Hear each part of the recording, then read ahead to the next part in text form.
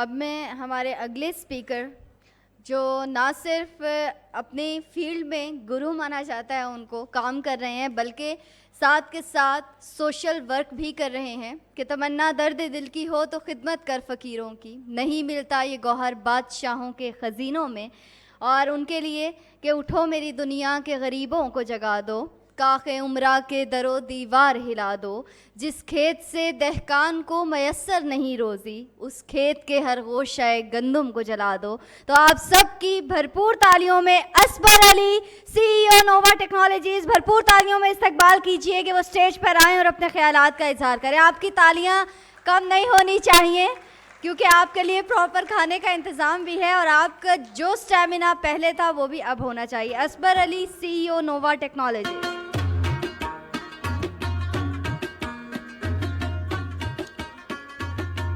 अस्सलाम वालेकुम। देखिए, इतनी बड़ी बात कही है, खाने का इंतज़ाम है, उसके बाद तो सलाम का जवाब मिलना चाहिए मेरा ख्याल में। ज़बरदस्त ज़बरदस्त। मेरा नाम है असबर अली और मैं हूँ डिजिटल मार्केटिंग इन्फ्लुएंसर और पिछले 20 साल से डिजिटल मार्केटिंग फील्ड के साथ अटैच हूँ और जितना भी कुछ सीखा है इन सारे सालों में उससे रिलेटेड वीडियोस जो है वो मैं बनाता रहता हूँ यूट्यूब पर, फेसबुक पर, इंस्टाग्राम पर। आप ASBAR अली सर्च करेंगे आपको मिल जाऊँगा। अच्छा, बात हो रही है पीस की, लीडरशिप की। सबसे पहले तो बहर शहरियार साहब जिन्होंने इतना ज़बरदस्त इवेंट अरेंज किया, उनके लिए तालियां होनी चाहिए। और उसके बाद इस चीज़ के लिए तालियां होनी चाहिए, उन्होंने आपके लिए खाने का भी अरेंज कर दिया है। ज़बरदस्त। अच्छा जी, पीस की बात होती है, जहां लीडरशिप की बात होती है, मैं एंटरप्रेन्योरशिप को एंडोर्स करता हूं। और सवाल मेरा आपसे ये है कि आप में से कौन कौन है जो बॉस बनना चाहता है या लीडर बनना चाहता है? लीडर बनना चाहते हैं। पर अगली बात इसके ऊपर और मोहर लगाने के लिए काफ़ी होगी कि एक ऐसा शख्स जिसने मोहसिन इंसानियत के लिए इतना कुछ किया, ना मज़हब देखा, ना पैसा देखा, ना रंग देखा, हमारे ईदी साहब के लिए अगर आप खड़े होकर तालियां बजाएंगे तो एक ट्रिब्यूट पेश होगा उन सब लोगों को कि एक लीडर की एग्जाम्पल क्या होती है। और आप सब लोगों में से ऐसे ही लीडर मैं एक्सपेक्ट करना चाहता हूँ। और ये तमाम चीज़ें इसलिए ज़रूरी हैं कि जब लीडरशिप की बात होती है और कुछ अचीव करने की बात होती है तो कौन कौन कहता है कि मैं अपने गोल्स अकेला ही अचीव कर दूँगा, अकेला ही मैं सब कुछ कर दूँगा? कोई भी नहीं कहता। आपको कुछ बड़ा अचीव करने के लिए लोग चाहिए होते हैं, टीम चाहिए होती है, तभी आप कुछ बड़े लीडर तक पहुंचते हैं। हमेशा टीम होती है तभी आपको पॉसिबल बनाया जा सकता है और किसी भी बड़े गोल को अचीव किया जाता है।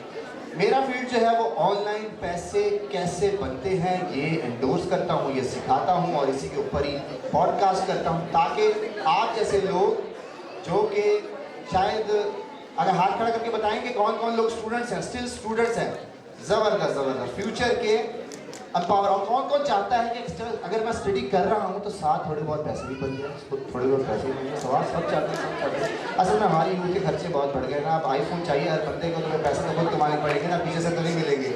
तो उस कमाने के लिए आपको गोल बड़े करने हैं। पैसा आ जाएगा, पैसे की टेंशन नहीं है, सब कमा रहे हैं, मैं भी कमा रहा हूँ, जितने हॉल में लोग हैं जो कि आ चुके हैं कमा रहे हैं। अब उस पैसों को करना क्या है? उस पैसों को जब तक आप बांटेंगे नहीं तब तक जो बड़ा गोल है वो अचीव नहीं होगा। जब भी आप बांटना शुरू करते हैं तो आपके काम में बरकत आती है, आपके काम में इंप्रूवमेंट आती है।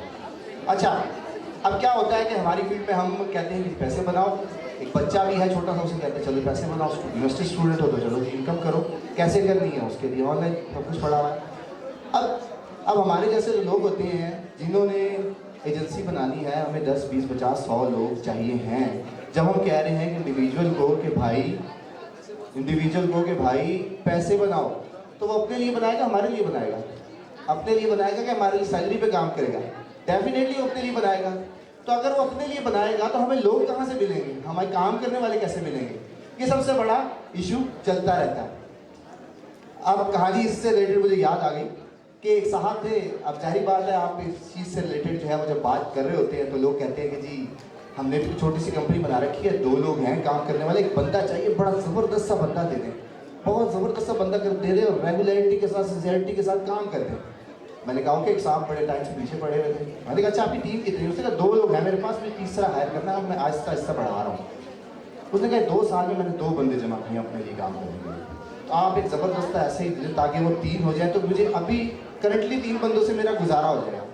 मैंने कहा ओके ठीक है, साहब को मैंने रिकमेंड कर दिया। मैंने कहा जाएँ काम करें। अच्छा टाइम गुजर गया, महीने 2 महीने 3 महीने, इत्तेफाक से वो साहब किसी इवेंट में टकरा गए मेरे से और कहते, मैंने पूछा यार आपको एक बंदा दिया था काम करने के लिए, क्या बना? उसने कहा बंदा तो बड़ा ज़बरदस्त था। फिर क्या हुआ? कहता वो जो बंदा था ना वो इतना ज़्यादा तेज़ था कि उसने मेरे 2 बंदे जो ट्रेन किए थे वो भी अपने साथ ले गया, तीनों अपने पास ले गया, उसने जाके एक अलग एजेंसी शुरू कर दी। तो क्या है कि जब आपने काम करना कुछ बड़ा तो उसके लिए चाहिए आपको लोग। अब लोग चाहिए होंगे तो फिर आपको आउट ऑफ द बॉक्स सोचना पड़ेगा। ये इसलिए ज़रूरी है कि जब भी हम किसी बड़ी पिक्चर की बात करते हैं, बड़ी चीज़ की बात करते हैं, मैंने पाकिस्तान भी पढ़ा, बाहर भी पढ़ा, जब दोनों जगह की एजुकेशन आ जाती है आपके पास, फिर आपको डिफ्रेंशिएशन करने में आसानी हो जाती है कि हम क्यों कामयाब नहीं हो रहे और लोग क्यों कामयाब हो रहे हैं। अब ये तो देखिए सोसाइटी का मसला तो चलते रहते हैं, हर जगह इन्स एंड आउट होते रहते हैं। अब आप अगर स्टूडेंट्स हैं और स्टूडेंट के लिए सबसे मेन रिक्वायरमेंट ये है कि आप पहले तो पार्ट टाइम, मैंने अपनी जब मैं ग्रेजुएशन में आया था तब मैंने अपनी पार्ट टाइम इनकम शुरू कर दी थी। और जब आप लीडर की तरफ जाते हैं, जब आपको टीम अरेंज करनी होती है, अब पता नहीं होता किस बंदे को रखें किस बंदे को ना रखें। तो कैसे पता लगता है? उसके लिए एक टर्म इजाद हुई है जिसे आप इंटर्नशिप कहते हैं, प्रोबेशन कहते हैं। वो जाके आप किस जगह काम करते हैं। अब वो इसलिए नहीं होती, यहाँ हमारी जगह में था इसलिए होती है कि भाई कोई शायद हायर कर लेंगे, उसकी बेस पे एक्सपीरियंस सीवी में एक लाइन ऐड हो जाएगी और आप जाके नई जॉब मिल जाएगी। जब आप लीडरशिप की बात करते हैं तो वो इसलिए इंपॉर्टेंट होती है कि आपको आपका बॉस कैसे ट्रीट करता है, वो अपने से नीचे वालों से कैसे काम करवाता है। ये बेसिकली एक स्किल है। अब मेरा क्या होता है कि जब आप टीम बैठी होती है तो सबसे बड़ा मसला ना पॉलिटिक्स का होता है। आपस में एक दूसरे के अगेंस्ट इसको इस तरह निकालो, इसको इस तरह निकालो। उसका हल ये होता है कि आप उनके अंदर बैठे और उनके मसले सुने। वो जॉब से ये पॉसिबल होता है कि आपको पता लग जाता है कि जो झाड़ू करने वाला है, जो बेल बॉय है, उसके क्या मसले हैं, उससे ऊपर जो बैठा हुआ उसके क्या मसले हैं, उससे ऊपर वाला काम तो बहुत बात की बात है ना। इमोशनल अटैचमेंट बनाने के लिए आप उस लेवल को फील करना पड़ता है, फिर आप बॉस बनते हैं। नहीं तो वही होता है कि वो फिर आप किसी को हायर करें, वो पता लगा वो अपनी सारी टीम लेके एक और आपके मुकाबले में आपका कंपेटिटर बन गया।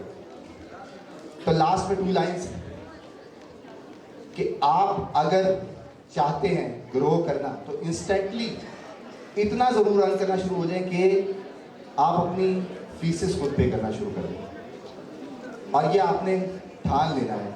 और ये ओथ आज मेरे साथ उठानी है कि जब आप बाहर निकलेंगे तो इंस्टेंटली एट मिनिमम 2 लोगों को ज़रूर हायर करेंगे। जितनी मर्जी सैलरी पे हायर करें, 2 लोगों को ज़रूर हायर करेंगे, चाहे इंटर्नशिप पे करें, प्रोबेशन पे करें। उसको हायर करने की वजह से जो आपको अचीवमेंट मिलेगी, जो मोटिवेशन मिलेगी, जो लाइबिलिटी की फीलिंग आएगी, वो उसके अलावा नहीं मिल सकती। तो उठाएंगे वोट मेरे साथ? मुझे लग रहा है कि चांस ही नहीं है। वो कह रहे हैं हमारा पता नहीं, आप कह रहे हैं 2 बंदों को और दिखाई दो। मुझे तो ऐसा लग रहा है। देखिए अगर ओथ उठाना है तो फिर उस पर कायम रहना है, क्योंकि अगर पाकिस्तान को निकालना है तो उसके लिए एफर्ट करनी है, और एफर्ट करनी है तो उसके लिए कुछ ना कुछ ब्लीड करना पड़ेगा, तो फिर ही एफर्ट हो सकेगी। तो ओथ उठाना चाहता हूं मैं, आप सब लोग साथ उठाएंगे? गुड। और उठाएंगे हम पब्लिक में, वीडियो बनाएंगे ताकि सबूत रहे। एक कैमरामैन मुझे मेरे पीछे चाहिए जी।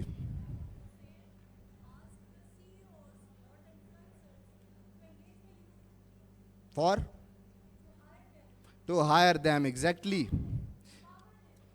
अच्छा अब मुझे दिया गया था टाइम, वो तो टाइम हो गया मेरा ख़त्म। पर इन 1 लाइन बहुत ज़बरदस्त बात की है इन्होंने कि उनको हायर करें। एग्जैक्टली ऐसा ही है, एग्जैक्टली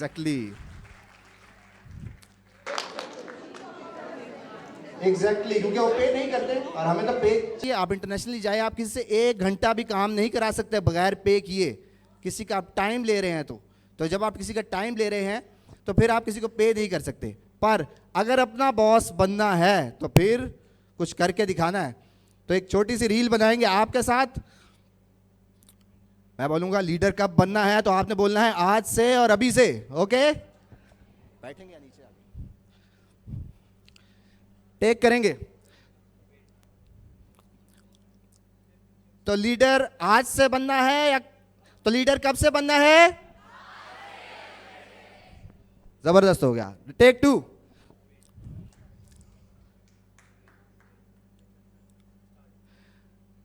तो लीडर आपने कब से बनना है? आज से। क्या हवा निकल गई सबकी? तो ये मुझे लग रहा है ओथ लेने में इंटरेस्टेड नहीं है आप। फाइनल लास्ट एक, आपने लीडर कब बनना है? अभी से। Thank you very much.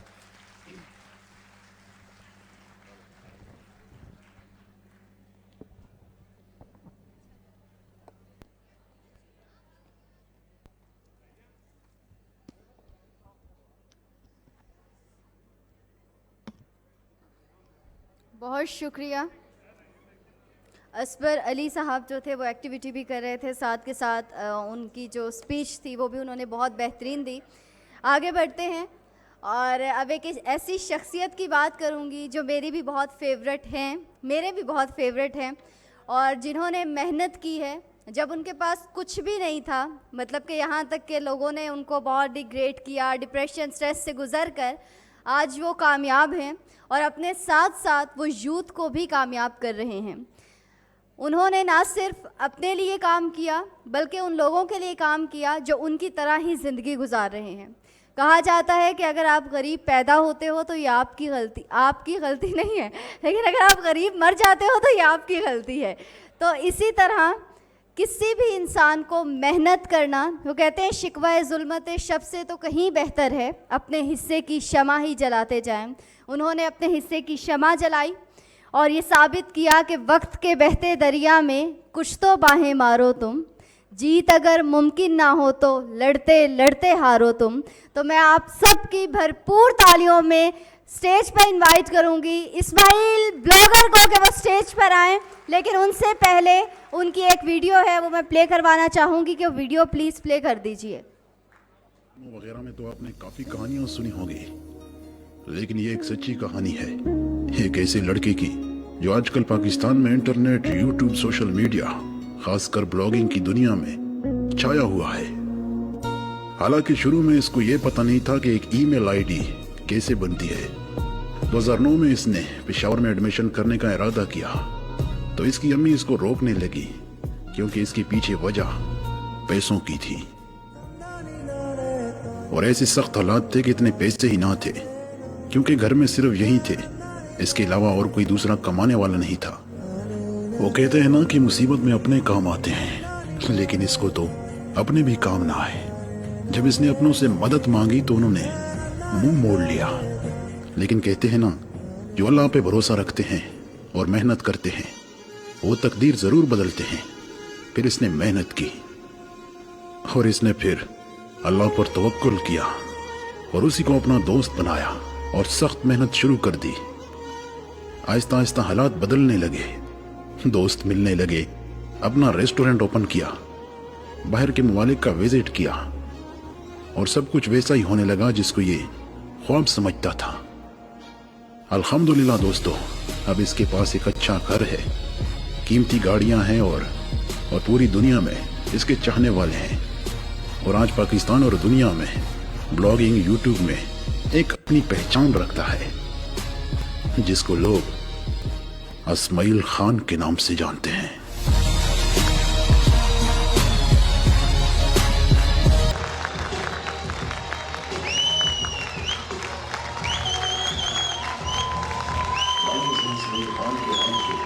हमारी परवाज़ को रोक सके इतना किसी ने दम नहीं। अरे हम परों से नहीं बढ़ते, हौसलों से उड़ा करते हैं।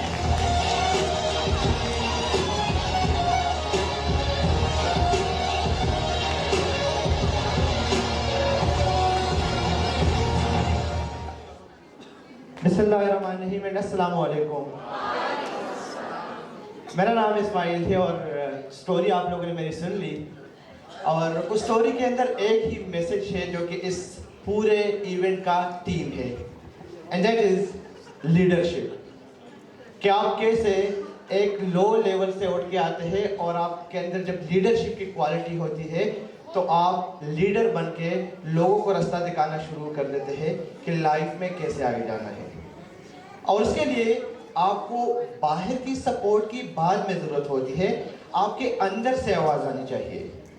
आप कौन हैं, आप क्या करते हैं और आने वाले टाइम में आप अपने आप को कहाँ पे देखते हैं। सो बचपन से जब वालिद साहब की डेथ हो गई तो उसी टाइम से एक ही ड्रीम था and that was to do something के लोग मुझे याद रखें, लेगेसी छोड़ के जाओ जब इस दुनिया से जाओ, क्योंकि हर इंसान ने रुखसत होना है। और ऐसे घराने से ताल्लुक़ रखता था कि जहाँ पे सपोर्ट का कुछ नहीं था, पूरे उस वीडियो में आप लोगों ने सुना, लेकिन अंदर से आवाज़ आती थी कि तूने कुछ करना है, लाइफ में आगे बढ़ना है। और वही एक आवाज़ थी और वही एक बिलीव था अल्लाह पर और उसकी ज़ात पर कि मैं अंदर से आवाज़ आएगी, मैं मेहनत करूंगा और सपोर्ट उधर से जाएगी। क्योंकि आपका जो बिलीफ सिस्टम है वो इतना स्ट्रांग होता है कि आप देखें एक बच्चा जब रोता है तो उसकी वालिदैन को, उनकी माँ को पता होता है कि ये दूध मांग रहा है, इसको वॉशरूम की ज़रूरत है, इस बच्चे को अब सोना है, इसको खेलना है या ये तंग हो गया है। तो हमारा खुदा जानता है कि हम किस स्टेज पे हैं और हमें क्या करना है, लेकिन वो राइट टाइम का वेट होता है और उसके लिए आपको मेहनत करनी पड़ती है। और जब हम लाइफ में फेल होते हैं तो अंदर से आवाज़ आती है कि यार बात ख़त्म हो गई, लेकिन बात ख़त्म नहीं होती। आपकी एक स्टोरी बिल्ड हो रही होती है, आपका एक जब आप किसी के सामने जाते हैं और आप उनको फिर बताते हैं तो वो आपसे मोटिवेट होते हैं, इंस्पायर होते हैं। तो वहाँ से मेरी लाइफ की शुरुआत हुई। अल्हम्दुलिल्लाह आज एक ऐसे प्लेटफॉर्म को चला रहा हूँ LearnOnline.pk से, जहाँ से हम लाखों स्टूडेंट्स को ट्रेन कर रहे हैं कि वो अपनी ज़िंदगी बदले।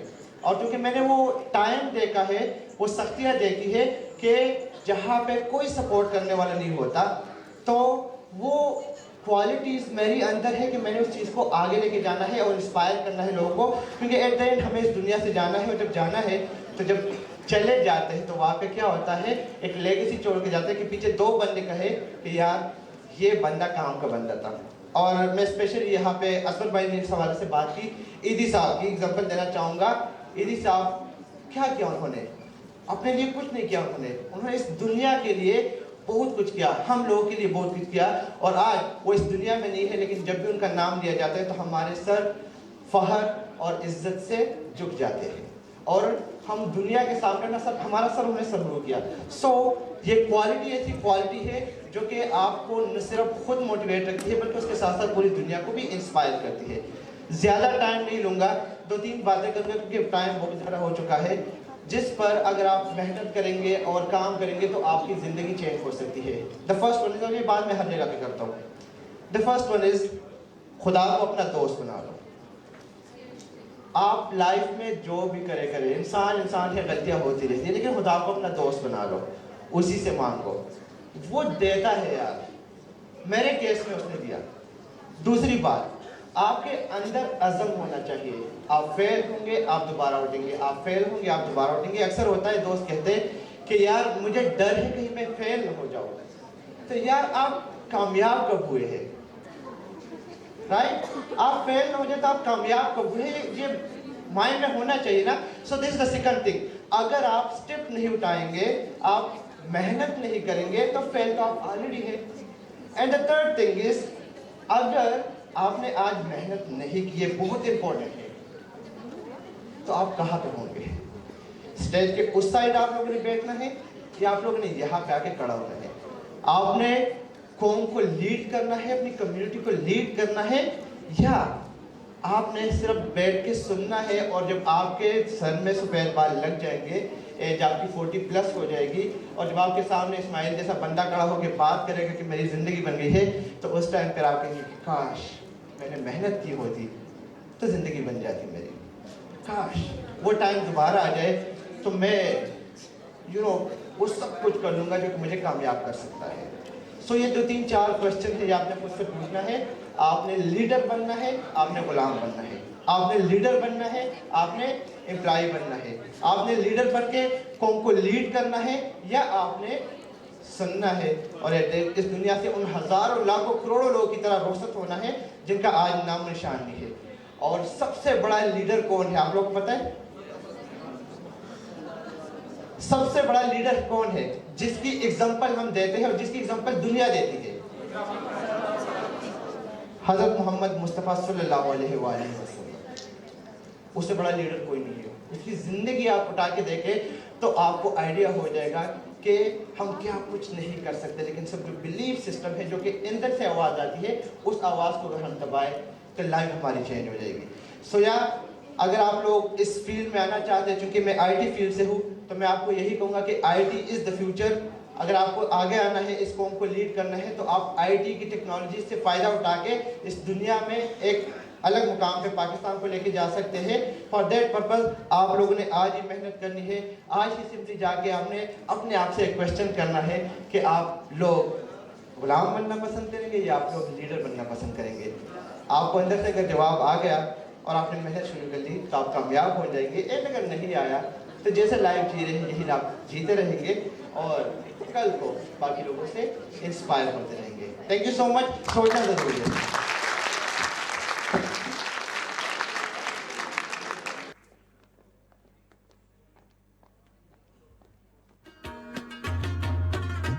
Thank you so much mister Ismail blogger, आपने अपनी मसरूफियत में से वक्त निकाला और यहाँ पर मौजूद थे। आगे बढ़ते हैं और अब मैं एक ऐसी शख्सियत को दावत दूंगी। हर शख्स यहाँ पर जो मौजूद है वो बिलाशुबा एक शख्सियत हैं जिन्होंने बहुत मेहनत की है, जो मुल्क की तरक्की के लिए बहुत अहम काम कर रहे हैं, मुल्क के लोगों के लिए काम कर रहे हैं। आगे बढ़ेंगे और अब मैं दावत दूंगी स्टेज पर जिनके लिए मैं चंद अशार के यूं ही हमेशा उलझती रही है जुल्म से खल्क, ना उनकी रस्म नई है ना अपनी रीत नई, यूं ही हमेशा खिलाए हैं हमने आग में फूल, ना उनकी हार नई है ना अपनी जीत नई। और ये किसने कहा कि मेरी गुफ्तगू मेरा आईना, मेरा ज़ौक़ मेरी मिसाल है।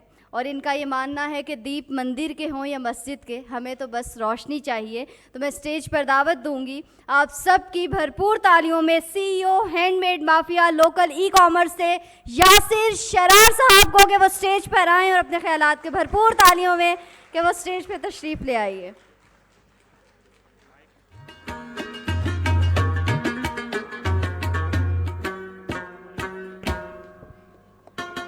हेलो, अस्सलाम वालेकुम एवरीवन।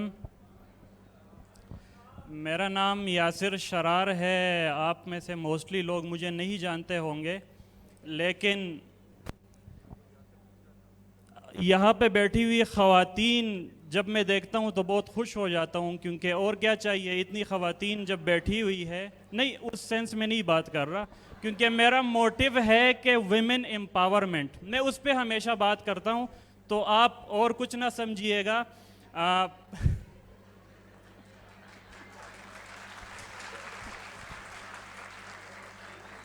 मैं एक दुखड़ा लेके आया हूँ और वो शेर याद आया कि अगर वो पूछ ले हमसे तुम्हें किस बात का गम है, तो फिर किस बात का गम हो अगर वो पूछ ले हमसे। तो आप मेरे से पूछे कि क्या दुखड़ा है मेरा, तो मेरा दुखड़ा ये है कि यहाँ पे डिग्री लेके काफ़ी लोग बैठे हुए हैं जिनके पास हाथ में डिग्री है और जेब में कुछ भी नहीं है, जो इंटर्नशिप्स के पीछे भाग रहे हैं, थोड़ी थोड़ी सैलरीज के लिए जो है वो ख्वार हो रहे हैं। तो मैं भाई आज आपके लिए एक ऐसी स्कीम लेके आया हूँ जिसमें 25 दिन में पैसा डबल, पूरे 25 दिन में पैसा आपका डबल होगा। और वो स्कीम है ई-कॉमर्स की। ई-कॉमर्स करते हुए सुनते हुए किसके दिमाग में अमेज़ॉन आ जाता है? हाथ खड़ा करें। आप सारे बाहर निकले। भाई ई-कॉमर्स सिर्फ अमेज़ॉन नहीं है, अमेज़ॉन से हटके भी एक दुनिया है। आप जब भी ई-कॉमर्स का नाम सुनते हैं तो अमेज़ॉन अमेज़ॉन अमेज़ॉन। अमेज़ॉन से हटके एक दुनिया है जिसका नाम, जिसकी आबादी 26 करोड़ है, जिसको पाकिस्तान बोलते हैं। और यहाँ पे लोगों की कुछ ज़रूरियात है, लोगों ने कुछ बाय करना है, लोगों को ऑनलाइन चीज़ें चाहिए। अब आप लोग यहाँ में, आप में से किस किस ने अभी तक ऑनलाइन कोई भी शॉपिंग की है? हाथ खड़ा करें। सब ने की है। कभी आपने सोचा है कि ये शॉपिंग जो मैंने की है ऑनलाइन, इसके बैकएंड पे कोई सेलर है जो मुझे चीज़ें सेल करता है और प्रॉफिट बनाता है? हाँ जी, मैं आपको बताने आया हूँ कि वो सेलर आप बन सकते हैं। बजाय इसके कि आप शॉपिंग करें ऑनलाइन, तो क्यों ना आप ऑनलाइन चीज़ें सेल करें, वो भी पाकिस्तान में। कोई खौफ ख़तरा नहीं है, अपने लोग हैं, अपनी ज़बान है, कस्टमर को हम समझते हैं, कस्टमर हमें समझता है, तो बहुत इजी है पाकिस्तान में काम करना। मैं ख़वातीन की बात इसलिए करता हूँ कि ये जो ऑनलाइन बिज़नेस है, इस बिज़नेस को हम बोलते हैं चादर और चार दीवारी वाला बिज़नेस। चादर और चार दीवारी कैसे है कि इसके स्टेज 1 से लेके फाइनल स्टेज तक आप अगर इसको करते हैं तो आपको घर से बाहर निकलना नहीं पड़ता। आप घर के अंदर इस सारी चीज़ों को परफॉर्म कर सकते हैं। आप एक प्रोडक्ट लेते हैं और इंटरनेट पे एक दुनिया बैठी हुई है जो टिकटॉक की वीडियोस से मज़े ले रही है, इंजॉय कर रही है। मीनवाइल उसको एक ऐड आता है, एक ऐड को जब वो देखते हैं तो वो डिसाइड कर पाते हैं कि यार ये प्रोडक्ट मेरे काम की है कि नहीं। अगर काम की है तो वो ऑनलाइन ऑर्डर कर लेते हैं। तो यही पूरा तरीका है, एक प्रोडक्ट को आप लेते हैं, उसको सोशल मीडिया पे प्रमोट करते हैं, सोशल मीडिया पे उसके पेड एड्स चलाते हैं, और पेड एड्स के बिहाफ पे जो बंदे को वो प्रोडक्ट अच्छी लगती है तो वो आपकी वेबसाइट पे लैंड करता है और आपसे वो चीज़ ऑर्डर कर लेता है। और वो जब ऑर्डर आपके पास आता है, उस ऑर्डर को आप जाके कोरियर को दे देते हैं, TCS, लेपर्ड्स वगैरह जिस मर्ज़ी को आप दे दें, वो उस चीज़ को ले जाके कस्टमर को दे देते हैं और कस्टमर से पैसे लेके आपके अकाउंट में भेज देता है। तो भाई इस पूरे प्रोसेस में ख़वातीन के लिए स्पेशली आपको घर से बाहर निकलने की ज़रूरत नहीं है। यहाँ पे लीडर्स की बात हो रही है कि हम लीडर्स कैसे बनाएं। तो भाई लीडर्स ऐसे बनते हैं कि हम सब अपना इंडिपेंडेंट बिजनेस खड़ा करें, हम सब जो है वो जॉब्स क्रिएट करें। हम पाकिस्तान में डॉलर लेके आते हैं, मुल्क को फ़ायदा होता है, लेकिन आप पाकिस्तान के अंदर बैठ के जब पाकिस्तान में काम करते हो तो आपकी वजह से सैकड़ों लोगों के घर के चूल्हे जलते हैं और उस सारे के सारे जो बिजनेस फ्लो होता है और जो पीछे ऑपरेशंस होती है उससे बहुत सारे लोग मुस्तफ़ीद होते हैं। तो आप में से कोई भी बंदा जो अपना बिजनेस खड़ा करना चाहता है, एक दफ़ा वो ताली बजा दे कि जिनको चाहिए कि वो अपना बिजनेस खड़ा करें। माशाल्लाह, आप सब अपना बिजनेस खड़ा करना चाहते हैं। अब मैं आपको सोल्यूशन बताता हूँ क्या सोल्यूशन है। आप अपने लाइफ के 5 घंटे निकाल सकते हैं, सिर्फ 5 घंटे मुझे चाहिए आपके। आप 5 घंटे निकाले, जाए यूट्यूब पे यासिर शरार लिखे, आपको फ्री में मिल जाएगा मेरा कोर्स जो कि 5 घंटे का है। आप सिर्फ और सिर्फ अपनी लाइफ के ये 5 घंटे निकाले और जाके उस कोर्स को देखे, उसको समझे, पूरा वर्क फ्लो जहाँ से पहली फुर्सत से जहाँ से आप अपनी चीज़ें स्टार्ट करते हैं, जहाँ से आप अपना माइंड बनाते हैं, प्रोडक्ट डिसाइड करते हैं, एडवर्टाइज करते हैं, वेबसाइट बनाते हैं, आपको ऑर्डर आते हैं, ऑर्डर आप शिप करते हैं और आपके जेब में पेमेंट आती है। तो ये पूरा वर्क फ्लो मैंने 5 घंटे में किया हुआ है। आप yasirsharaar.com पे जाए या मेरे यूट्यूब चैनल पे जाए, वहाँ पे आपको बिल्कुल फ्री में ये कोर्स अवेलेबल है। आप एक दफ़ा करें और आज जो आप यहाँ पे आए हुए हैं, यहाँ से लीडर बन के जाए। Thank you everyone.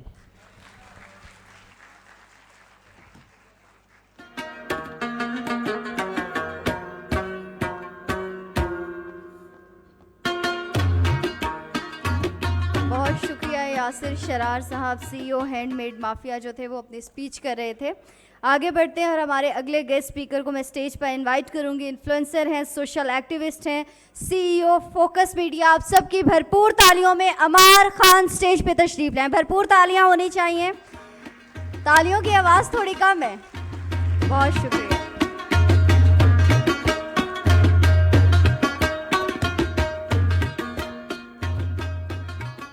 अस्सलाम वालेकुम वरहमतुल्लाहि वबरकातुहू।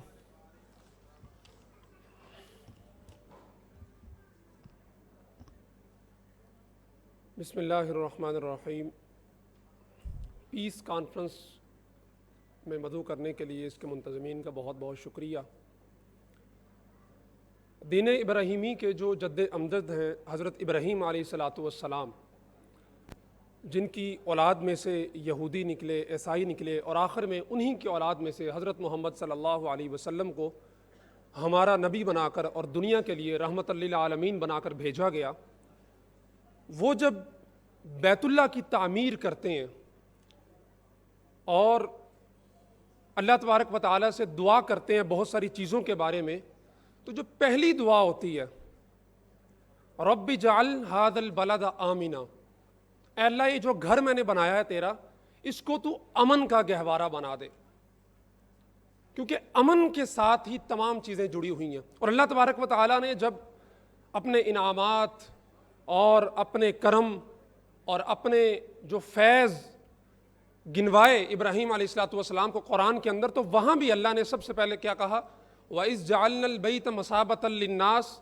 व अमना, कि हमने इस घर को लोगों के लिए बार बार आने की जगह और अमन का गहवारा बनाया, क्योंकि अमन के साथ ही मईशत जुड़ी है, अमन के साथ ही लोगों की तरक्की जुड़ी है और अमन के साथ ही हर चीज़ वाबस्ता है। और इस अमन की जो बुनियादी इकाई है वो इंसान है, वो शर्फ इंसानियत है। और इस अमन को तबाह बर्बाद करने के लिए जो बुनियादी चीज़ कार फरमा होती है हमेशा, वो मुख्तलिफ तासुबात होते हैं। और रसूलुल्लाह सल्लल्लाहु अलैहि वसल्लम ने सबसे पहले इसी चीज़ की नफ़ी करते हुए फरमाया था कि अगर मोहम्मद की बेटी फ़ातिमा भी चोरी करेगी तो उसके हाथ को भी काटा जाएगा। यानी अगर कोई फ़ैसला होगा तो वो जालिम और मजलूम की बुनियाद पर, नेकी और बदी की बुनियाद पर होगा, ना कि किसी तासुब की बुनियाद पर।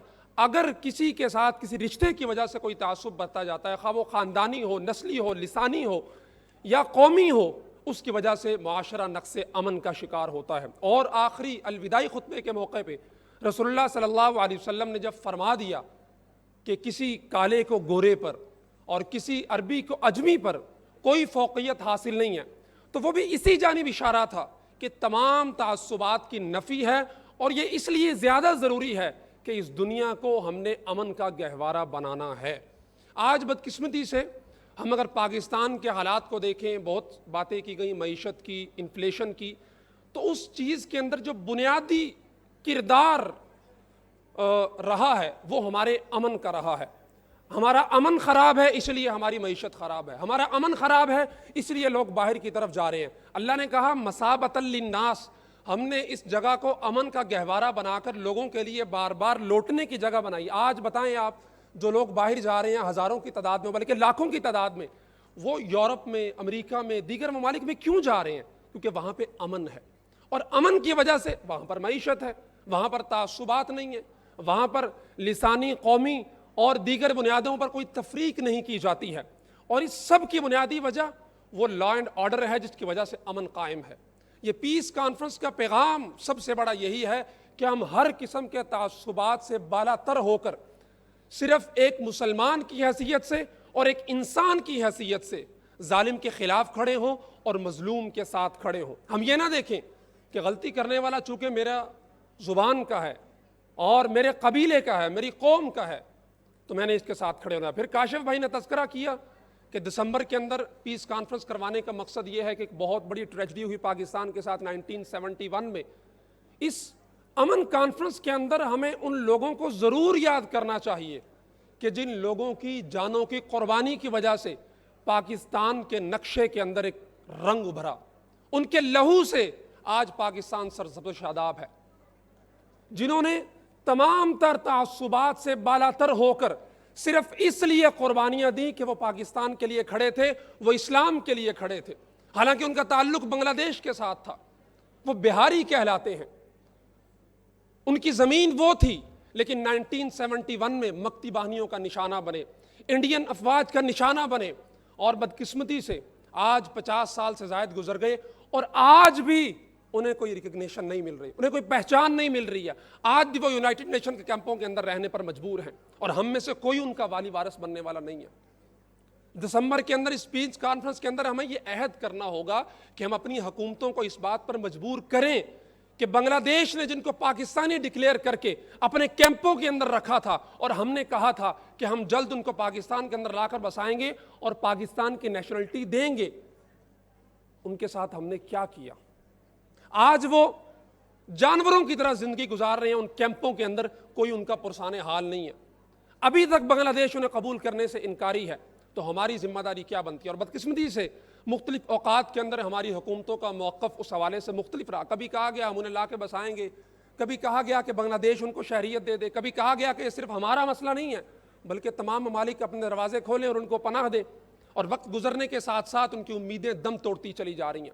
उनकी 2 नस्लें इसी गम के अंदर कब्रों के अंदर उतर गई कि आज पाकिस्तान की तरफ से बाहें फैलाई जाएंगी और हमें गले से लगाया जाएगा कि हमने पाकिस्तान को जोड़ने के लिए 1971 में पाकिस्तान का अमन कायम करने के लिए कुर्बानियां दी थी, सिर्फ एक बुनियाद पर, और वो थी ला इलाहा इल्लल्लाह। वो इकबाल की बात की खुर्रम इलाही साहब ने, बड़ी प्यारी गुफ्तगू करते रहे, दिल कर रहा था इकबालियात को वो पढ़ते रहे और हम सुनते रहे कि अखुवत इसको कहते हैं चुभे कांटा जो काबुल में, तो हिंदुस्तान का हर पीरो जवाब बेताब हो जाए।